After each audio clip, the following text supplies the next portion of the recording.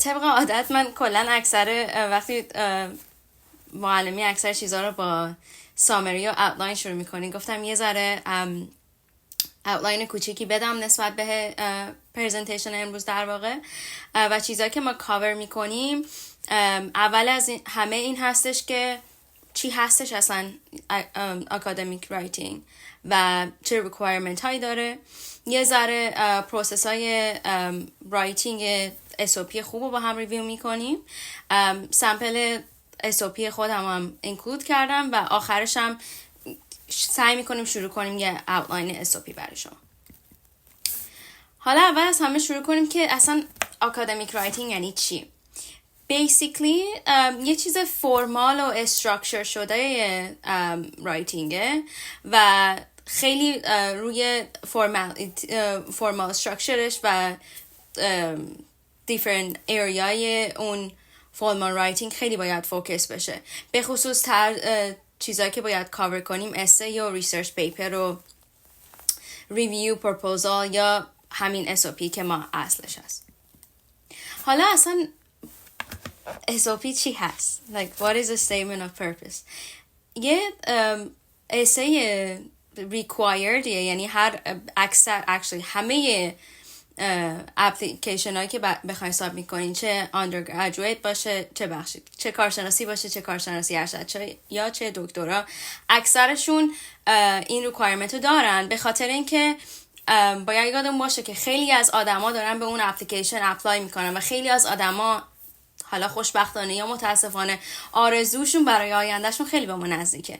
در نتیجه ما باید یه جوری این پرسونال اسای رو در واقع استراکچر بکنیم که کاملا یه جوری باید استراکچرش بکنیم که کاملا ما رو ست اساید کنه از آدمای دیگه. در نتیجه خیلی مهمه که هم موتیویشنی که واسه اپلای کردن داریم و داشته باشیم خیلی کلیرلی توی این SOP، هم اکادمیک جورنی که تا الان داشتیم. حالا اگه لیول های بالاتری اپلای میشه مثل کارشناسی ارشد یا دکترا، این اکادمیک جورنی هی باید دیپتر و پروفشنال تر و خیلی به اصطلاح ریسرچش این دپت تر باشه.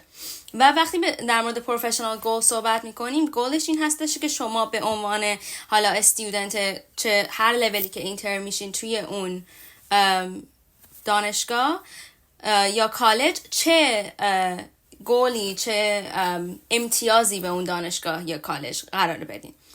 و این SOP حتما باید ریسرچ خیلی این دپتی در موردش بشه، چون که اون چیزی که شما اینکلود میکنین توی اون SOP باید مطمئن بشین که طبق پسند اون ادمیشن کامدی هم هستش، چون که باید ببینین چی لوکاپ میکنن. و یه روش خیلی ایزی که میتونین این کارو بکنین، آسونی که میتونین این کارو بکنین، این هستش که ببینین خود اون پروفسورها، خود اون کسایی که درس میدن توی اون دانشگاه و اون دیپارتمنتی که شما دارین اپلای میکنین چه چیزی ریسرچشون هست، چه چیزی دارن آردی انجام میدن و جاهای گپی که توی اون ادویکیشنشون هست چی هستش. اوتلاین SOP وقتی نگاش میکنی خیلی دانتینگه، به قول خارجی خیلی ترسناک به نظر میرسه، چون که هر وقت میخوایم اوتلاین رو بنویسیم همش احساس میکنیم که چقدر بیسیکه، همه چیز سمپله. ولی وقتی این دپت نگاش میکنیم متوجه میشین که خیلی چیزها رو باید واقعیتی خیلی اوور اکسپلین کنین این اسنس، چون نه تنها ورد کاونت SOP خیلی کمه، بلکه پرسیژنش چون که ورد کاونت SOP خیلی کمه، پرسیژنش باید خیلی بالا باشه، به خاطر اینکه نامبر SOP هایی که در یک سال ادمیشن کامدی میخونه خیلی بالاست. در نتیجه باید جوری precise و brief باشه و at the same time stand out کنه که completely اینا نتونن SOP شما رو از یاد ببرن. یه اوتلاین خیلی سادهش اینجاست که ما باید تکنیکلی اینو نگاه کنیم که 3 تیکه کامل داره و separate داره این SOP.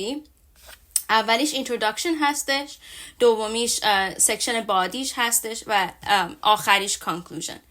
توی introduction ما باید به قول خیلی عامیانش اینه که پیازداغ زندگیتون رو باید یه ذره زیادتر بکنین که کاملا هوک کنینشون که من از همه مثلا 100 نفری که دارم به این اپلیکیشن به این یونیورسیتی اپلای میکنم من با اینا متفاوتم، چون که این داستان من از اینجا شروع کردم.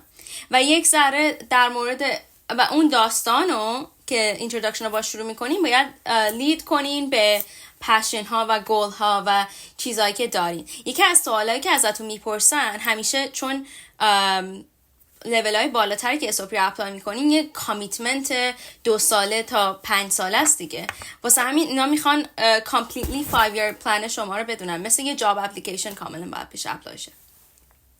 وقتی به سکشن بادی نزدیک میشیم شما باید مطمئن باشین که اکادمیک هیستوریتون و میجر اچیومنت هایی که داشتین یا هر ورکی یا ریسرچی که ریلیونت به اون چیزی بوده که شما میخوان اچیو کنین.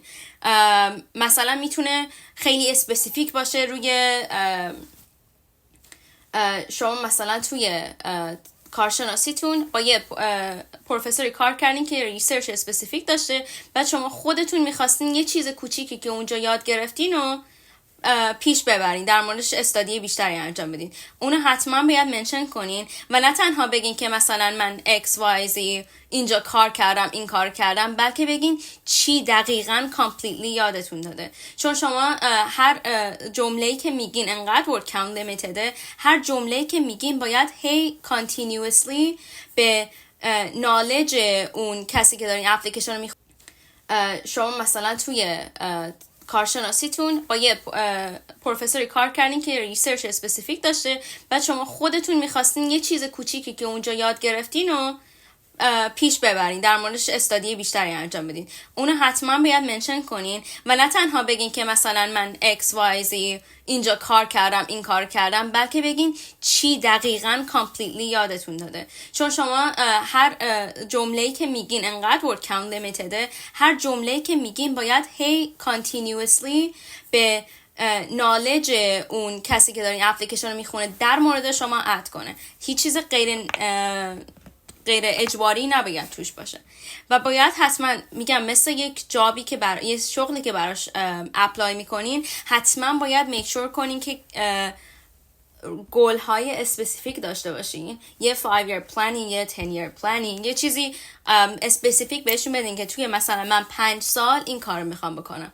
و یک ذره باید جوری پیش ببرین که بگین دانشگاه X من این کارو که میکنم برای دانشگاه شما سود داره، چون هر کسی که اون ریسرچ یا هر چیزی که مینویسین تا مقطع PhD کلن به دانشگاه ربط داره، forever and ever میمونه پیش اون دانشگاه، کلن جزء بجای اون دانشگاه میشه. شما وقتی مثلا استودنت دانشگاه هستین، هر ریسرچی که انجام میدین به اسم اون دانشگاه منتشر میشه، به اسم اون دانشگاه میاد بیرون.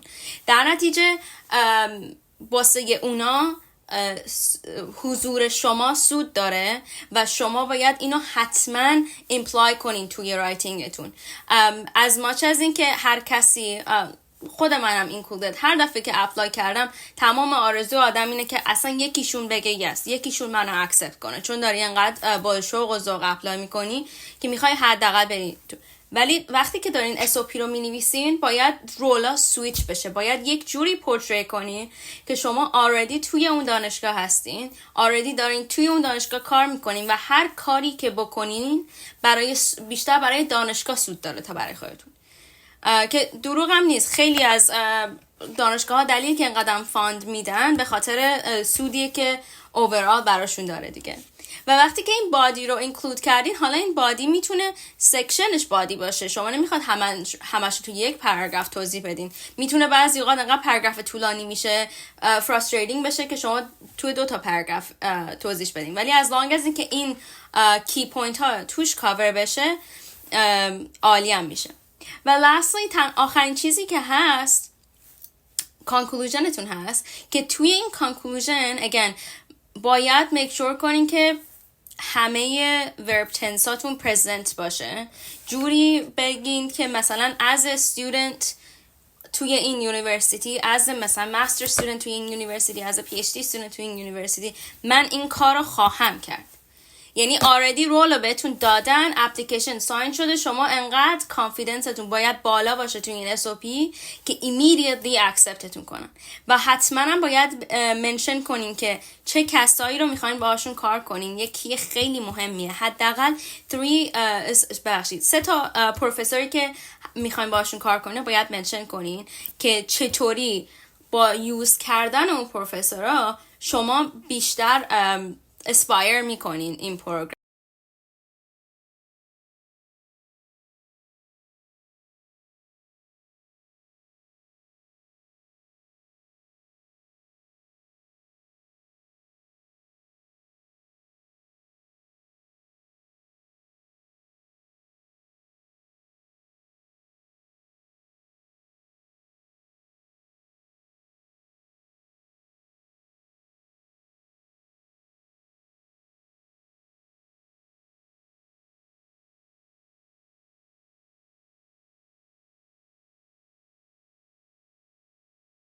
این پاراگراف 1 هستش.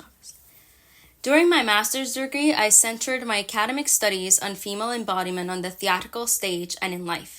As a BIPOC immigrant from Iran, I am now keen to focus my PhD research on the representation of female body in Persian and British literature during the 19th century in the works of authors such as Jane Austen, Thomas Hardy in Britain, and Forough Azarbaijani and Mirza Fatali Akhundzadeh in Persia.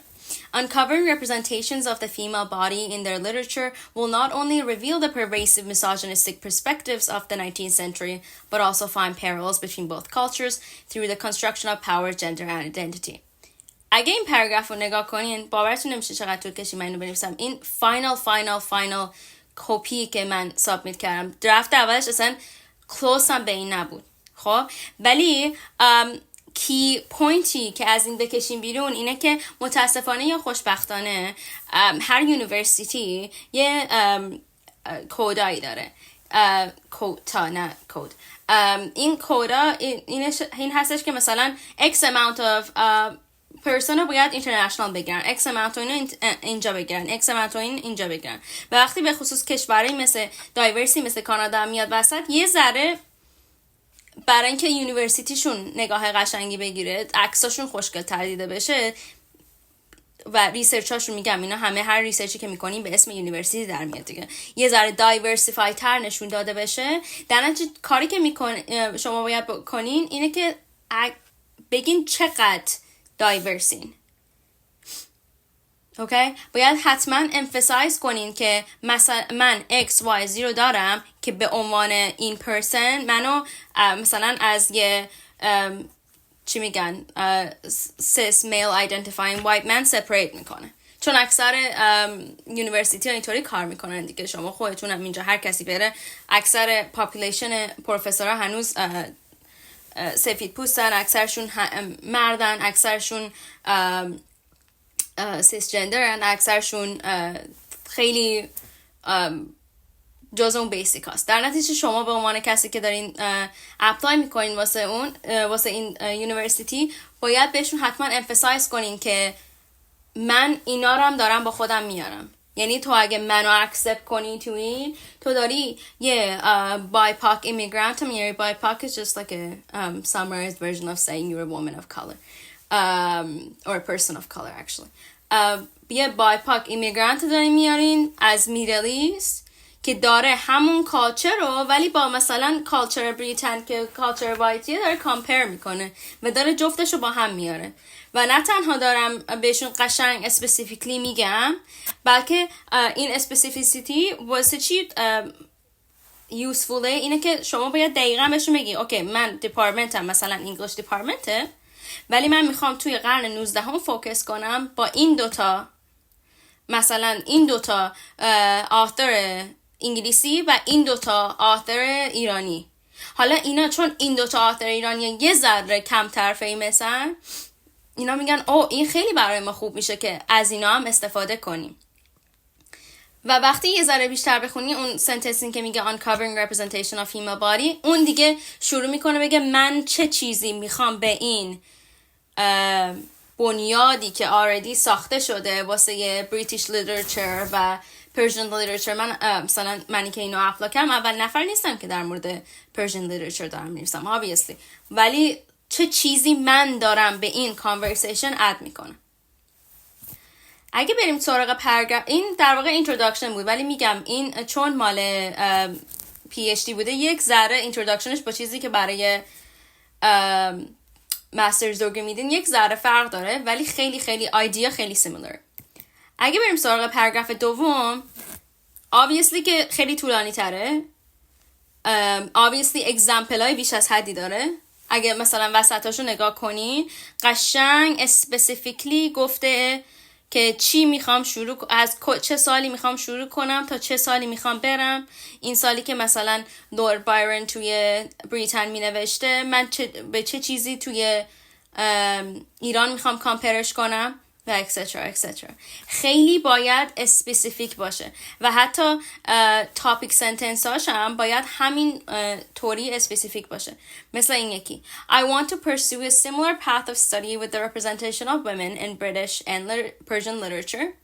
While England's trade with Persia was less extensive than the Ottoman Empire, the British East India Company established ties with Persia to have secure access to silk, carpets, and other luxury goods in the 17th century.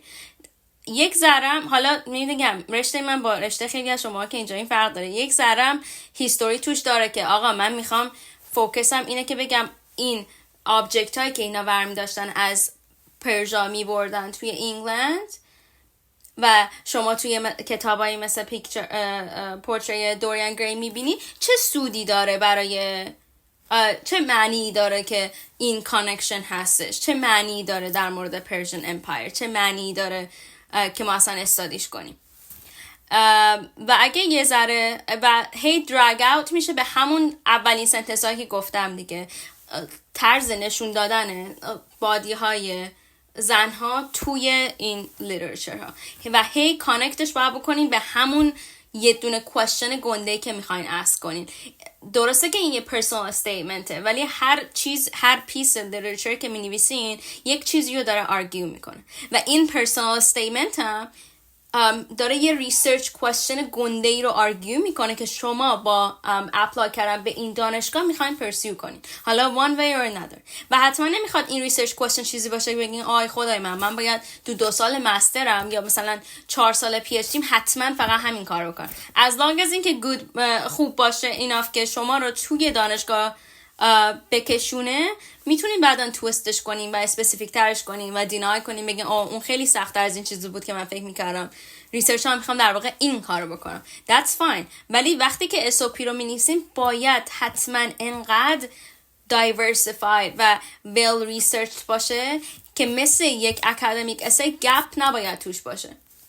حالا بماند که تاپیک من شاید یه تاپیکی باشه که خیلی در موردش نمیدونن، ولی دارم چیزایی رو منشن میکنم مثل کینگ جورج III که اینا خیلی در موردش میدونن. واسه همین باید emphasize کنین که چی رو کجا و از چجوری کانکتد هست.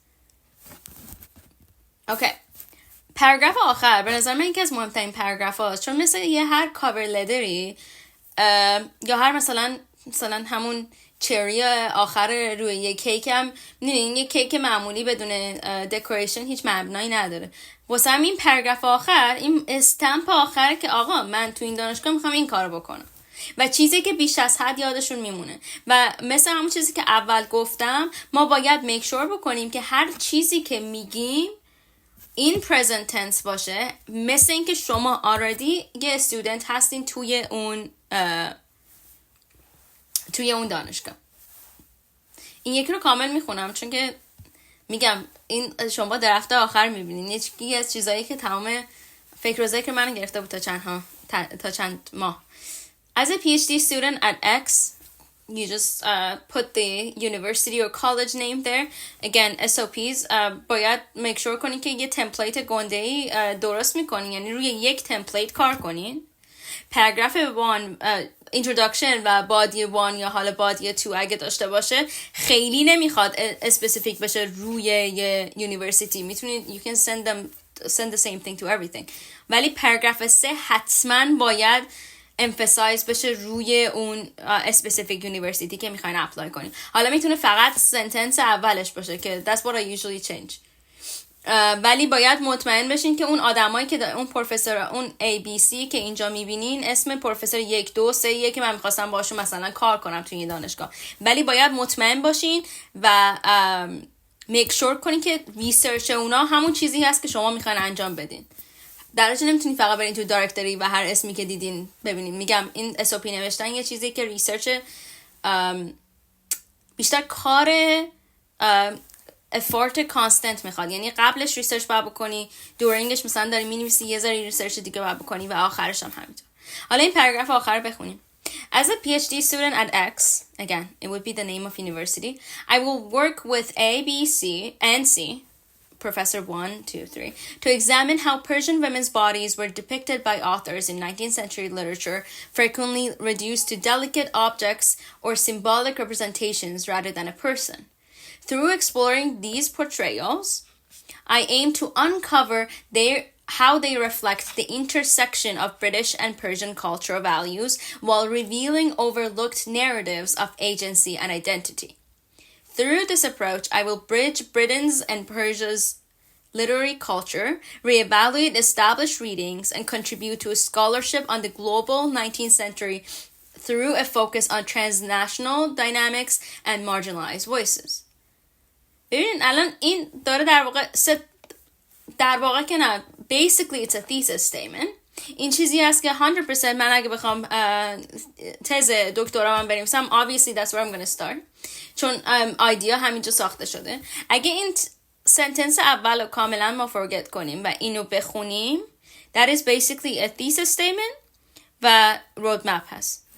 roadmap اگه یاد thesis statement که obviously argumenti هستش که توی essay، حالا هر نوع essay که باشه whether it's like personal or like actual persuasive essay، یه چیزی که دارین argue میکنین خیلی باید clear باشه. اینم roadmapه، یعنی یه چیزی که اگه من ever این turn کرد توی یه research من انجامش میدم. و اگه حواستون بود به اسلاید قبلی، این چیزی که من already در موردش صحبت کردم که چجوری این حالا ریوالویت کردن هنوز انجام ندادم، ولی این literary culture چیزی بود که من خیلی منشنش کردم توی SOP. اوکی، از اینجا بعد بیشتر ادوایزه همه. اوکی، یه سری چیزایی که کاملا باید avoid کنین و again من اکسپرت اون چنانی نیستم، اینا هم خیلی از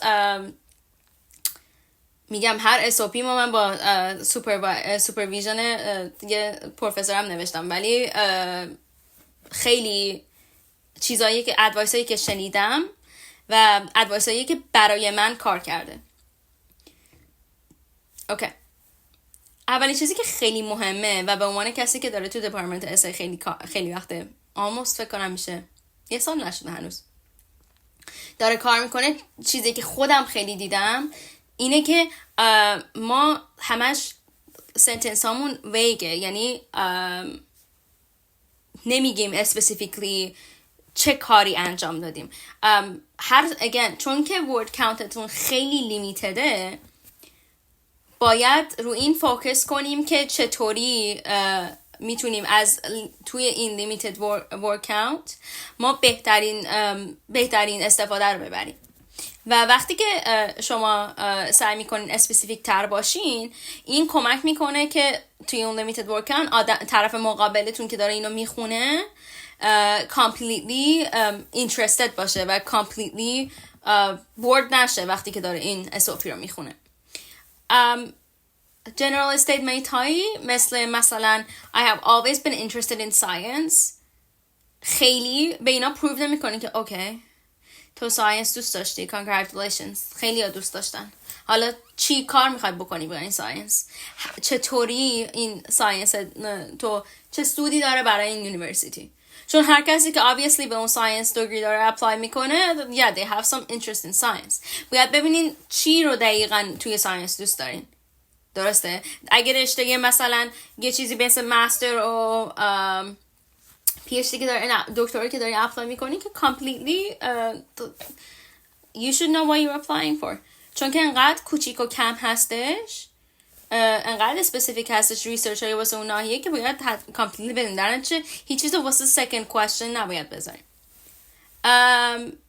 یه چیزی که خیلی مهم هست اینه که شما وقتی دارین برای کارشناسی ارشد یا دکترا اپلای میکنین یه سوی کاری هم ازتون میخوان و این سوی کاری اینه که در واقع نمیاد مثلا رزومه کاری که برای شغل اپلای کردن میدین نیستش، چون میاد ازتون در مورد اکادمیک اینفورمیشن ها میپرسه دیگه. باید مطمئن باشین که اون چیزو دوباره تو SOP منشن نکنین.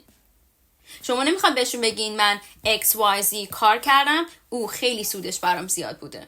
نه، SOP باید بهشون بگه که میتونه تو سامری بگه که من جاهای مختلفی کار کردم که به من اجازه داده که آدم مثلا attention به دیتیل هم زیاد باشه و بتونم چند تا ریسرچ با هم هندل کنم. در این حد باید باشه. یه چیزی هم هستش اینه که ما باید make sure کنیم که پرسونال دیتیلمون خیلی overbearing نشه براشون.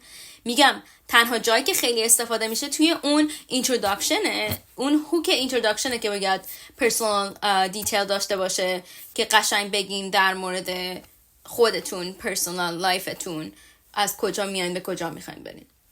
Otherwise the rest of it باید فوکس باشه روی academic and professional aspirations. چی کار میخوای بکنی academically. Again مثل این میمونه که شما دقیقا در واقع دارین research questionتون رو میفروشین به اینا basically, right؟ در نتیجه اون research question اینا رو interest نگه میداره، نه اون کسی که داره اینو میفروشه. در واقع yes، جایی که از شما میان، جایی که شما ازش میان، خانواده که ازش بزرگ شدین، مکانی که ازش بزرگ شدین، چیزایی که یاد گرفتین، sure of course 100% به اون academic و professional aspirationتون کمک میکنه. اون that's where the question comes from, right؟ ولی نمیخواد هی منشن کنین. as long as اینکه توی هوک اینتروداکشنتون باشه بقیهش perfectly fine. نمیخواد هی repeatedly mention باشه.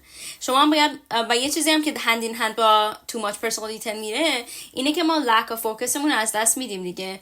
اگه 2 تا body paragraph دارین create میکنین باید توی outlineی که قبل اینکه اصلا شروع به نوشتن کنین بدونین توی body paragraph 1 چی میخوام بگم، توی body paragraph 2 چی میخوام بگم، که توی body paragraph 1 و body paragraph 2 repetitionی نباشه و kind of مثلا transitionش هم اینقدر smooth باشه که به شما کمک کنه.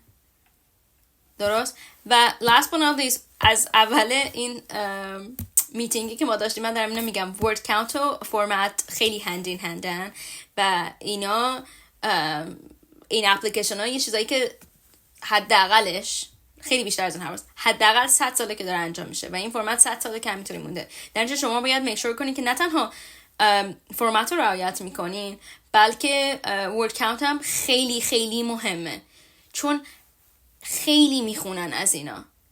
یعنی من از خودم بود که بگم شما مثلا 16 نفر که تو این میتینگن الان، حالا کم و بیش اپلای میکنن به یه پروگرام، فقط همین 16 نفرن، به امید خدا همین 16 نفرم اکسپت میکنن، ولی متاسفانه انقدر نامبر این اکسپتنس ها بالا رفته، یا بخشید اپلیکنت ها بالا رفته، اکسپتنس ها هنوز عوض نشده بلکه کم هم شده.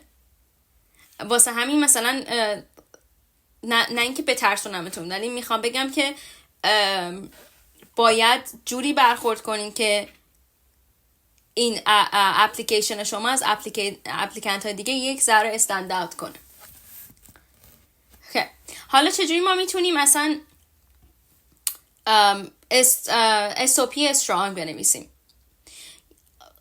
در واقع obviously همش اپوزیت همون چیزایی که avoid کنیم basically، ولی again یکی از مهمترین چیزاش که خیلی هم من emphasize میکنم، چون یه چیزی که خودم باهاش پرابلم داشتم و نمیخوام اتفاق برای شما بیفته، باید حتما اسپسیفیک باشین. اگزمپلاتون باید خیلی استرانگ باشن، به بکگراند و اکسپریانس و اچیومنتتون کانکت بشن.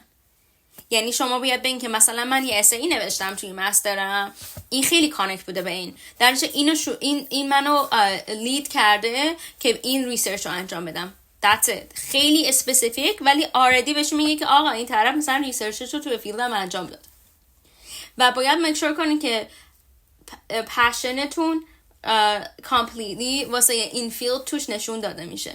خیلی از SOP هایی که من یوجوری با بنیاد زن میخونم یه پرابلمی که داره اینه که ما انقدر فوکس کردیم روی اکادمیا که یادمون میره پشنمون روی اکادمیا نشون بدیم. یعنی باید کلماتی استفاده کنین که قشنگ ذوق درونی شما رو نشون بده بابت این. چون ببینین این نوشته است دیگه، میتینگ وان آن وان نیست که شما برین اونجا اینا بشینن قشنگ براشون توضیح بدین. چون یادتونم نره زبان انگلیسی مثل زبانهای لاتین روده یا مثلا زبان فارسی نیست دیگه، کلمات روی برگه خیلی پاور آنچنانی ندارن، در نتیجه باید اسپایسش رو از لحاظ مثلا ادورب و ادجکتیو خیلی زیاد کنین. شما فقط بگین experience دارم، experience alone اصلا sufficient نیست، باید بگین اون experience چه چیزی completely داره اد میکنه. و خیلی چیزی که مهمه اینه که شما هر SOP رو باید، حالا tailor each SOP فارسیش میشه مثلا یادم نمیاد، ولی باید هر SOP completely طبق همون ریسرچ پروگرام که دارین اپلای میکنین باشه واسه اون یونیورسیتی. باید میک شور کنین که فاکولتی همون یعنی پروفسورایی که اینکلود میکنین، میگم نه تنها باید 3 تا اسم پروفسور داشته باشین، بلکه باید حتما مطمئن باشین که اون 3 تا پروفسوری که دارین اینکلود میکنین همون ریسرچی که شما دارین میکنین کاین اف استارت کردن. یعنی اون 3 تایی که مثلا من بهشون دادم برای یونیورسیتی که اپلای کردم، مطمئن شدم که حداقل یکیشون در مورد پرفورمنس استادی که انجام داده، یعنی یکیشون میدونه مثلا تفاوت بین تئاتر توی قرن 16 و تفاوت بین تئاتر توی قرن 19 چطوری هستش. چون من اینا رو میدونم، درسش خوندم، ولی باید بدونی اون پروفسوری که داری انتخاب میکنی همون ولیوها رو حداقل روی پیپر همون ولیوها رو داشته باشه، یعنی اون چیزی که میبینه.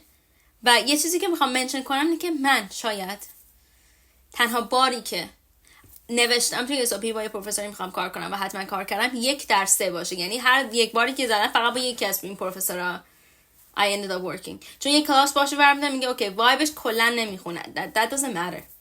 مهم اینه که مطمئن باشین اون توی SOP تون 3 تا پروفسوری داشته باشین که باید هم میک شور کنین که چیز نباشن، سیزنال نباشن، رده های بالاتر ببین کی هد دیپارتمنته، کی اسیستنت پروفسوره، کی سیزنال، چون سیزنالا میان و میرن و امکان داره بگن این فقط واسه مثلا، چون بعضی اوقات نویسنده‌های خیلی معروف هم سیزنالی میرن، مثلا 1 سال درس میدن توی یک یونیورسیتی و بعدش میرن، ولی اسمشون از اون فاکولتی اینا هیچ وقت ریموو نمیکنن واسه اینکه براشون کردیت داره دیگه. واسه همین باید میک شور کنین که اون فاکولتی حتما سیزنال نباشه، فول تایم باشن. ببینین head of department کیان، اکثرشون درس میدن. Tell them you're really interested، چون اینا خیلی بوست میکنن خودشونو برای دیپارتمنت هایی که پیک میکنن، در چه گذاره بیاد ایگوشون هم فید کنیم که این دیپارتمنت انقدر خوبه که من میخوام با این آدما کار کنم. یه چیز خیلی مهمی هم هست و من خیلی خوشحالم که من شمیم جان سوالات جواب میدم. اوکی یادم نه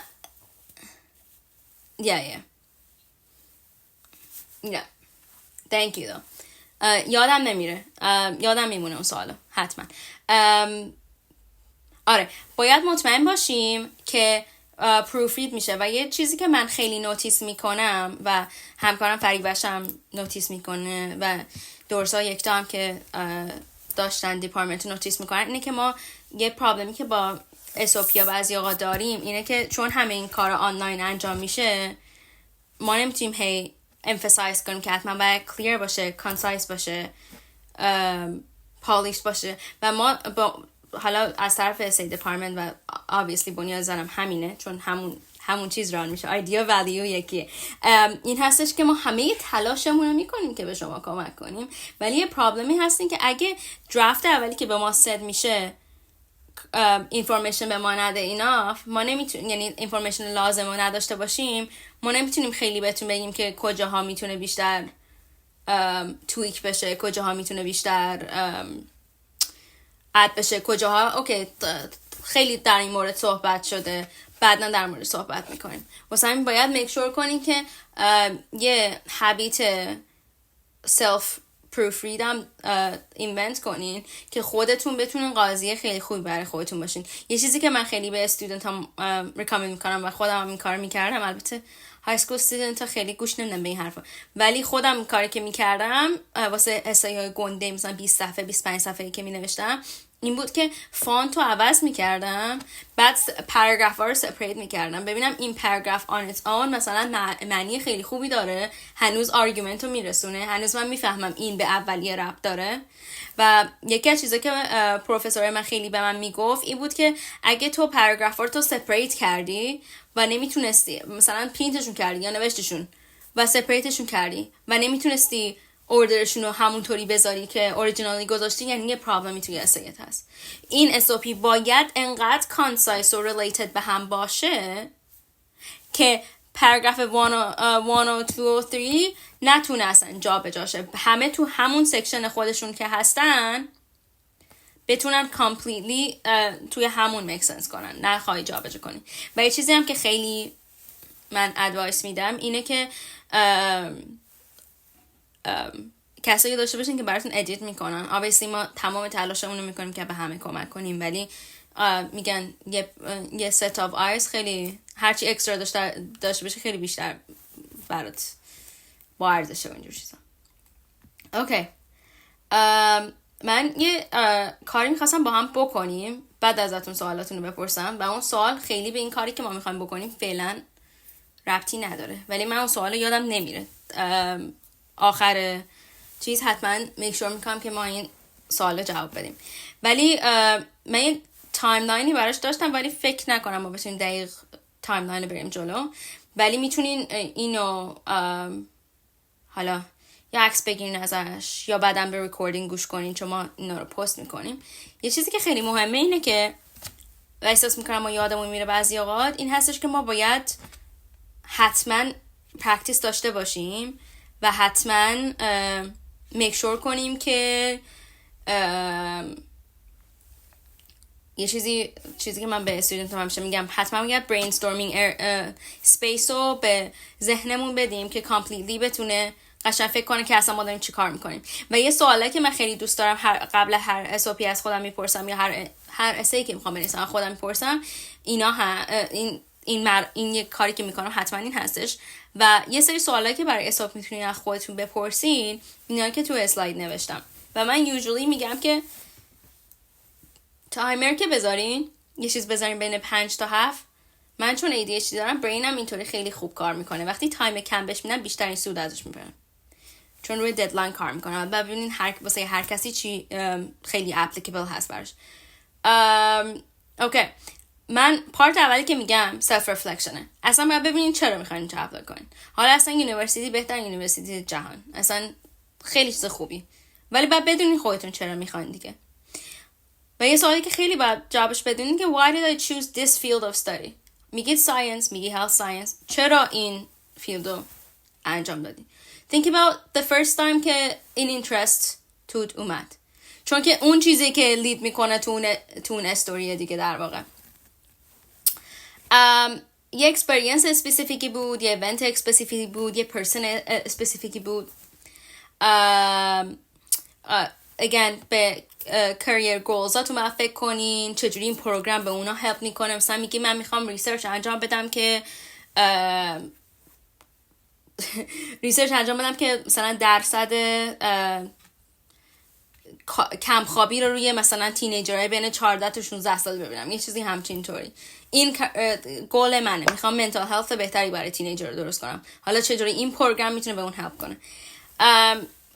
بعد فکر کنین که چه اسپسیفیک اسکیلزا یا نالجی دارین که این پروگرام میتونه بهتون اد بکنه، چه چیزی شما دارین و چه چیزایی این پروگرام میتونه بهتون یا اد کنه یا ایمپروو کنه و چرا این پارتیکولر پروگرام و این پارتیکولر اینستیتوشن انتخاب کردین. این چیزی که تو اون پاراگراف 3 میگین دیگه. و چرا این اینستیتوشن حالا ولیوش باشه، میشنش باشه، ریسورسش باشه، براتون خیلی مهمه. یه ریزنی هم که اینو خیلی نیاز دارین اینه که کانادایی ازتون نمیپرسن اینو، ولی امریکن یا مثلا یورپین هایی که اپلای میکنین توی اپلیکیشن پروسس یه سری این سوالا رو ازتون میپرسن. در نتیجه اگه یه چیزی مثلا نه توی SOP ولی اپلیکیشنی که دارین فیل میکنین این سوالا ازتون میپرسن، واسه همین یه ذره در مورد اینا فکر کردن چیز بدی نیست، نگاتیو ایمپکتی نداره. اوکی، این اوتلاینه که من بهش فکر میکنم و احساس میکنم این بهترین ویه که میشه اینتروداکشن رو نوشت و خیلی ایمپورتنته و این 1 تا 2 سنتنس خیلی مهمه، چون میگم انقدر همه چی لیمیتده که آدم نمیتونه کامپلیتلی اپلایش کنه و آدم نمیتونه کامپلیتلی همه چیزو بگه اگه جمله های کوتاه‌تر و چاپی تری انتخاب کنیم. در نتیجه همه چی باید خیلی اسپسیفیکلی و خیلی دیتیلد باشه. واسه همین این لیمیت کردن خودمون به 2 تا 3 تا سنتنس خیلی مهمه. یه لحظه ببخشید، من از اینجا که اوکی میخواستم فقط ببینم چقدر وقت دارم. اوکی، یه چیز خیلی مهمی هم هستش که در مورد این introduction ما بدونیم. این در واقع چیزایی که bolded هست obviously main outline هست و چیزایی که سوالایی که توی bullet point های unbolded هست این هست که میتونه کمکتون کنه خیلی اسپسیفیک بنویسین. ببخشید لحظی هم که اوکی، من متاسفانه فکر نکنم که زمان اینو داشته باشیم که با هم پرکتیس کنیم، ولی I'm sure که یعنی I rather answer your questions than do this اگه honest بخوام باشم. ولی اوکی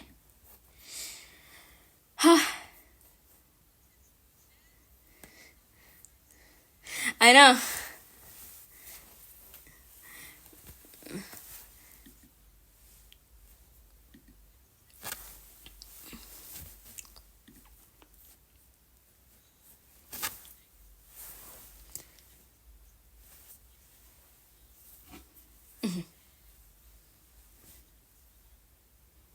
اوکی، شمیم جان من سوال شما رو جواب بدم اول. اگه میتونی کلریفایش کنی برام خیلی ممنون میشم. اکسپتنس پروفسورها توی یعنی مثلا اسمشون رو نوشتیم در همین هم نمیدونم هنوز هستش. آره هنوز هستن، چون من چیزی که متوجه شدم فکر کنم چون نه یعنی وقتی که اکسپت میشین چوری هست obviously باید بری باشون صحبت کنی، میتینگ بذاری، چون هر پروفسور مثلا میتونه یه لیمیتد نامبر یا انجام بده.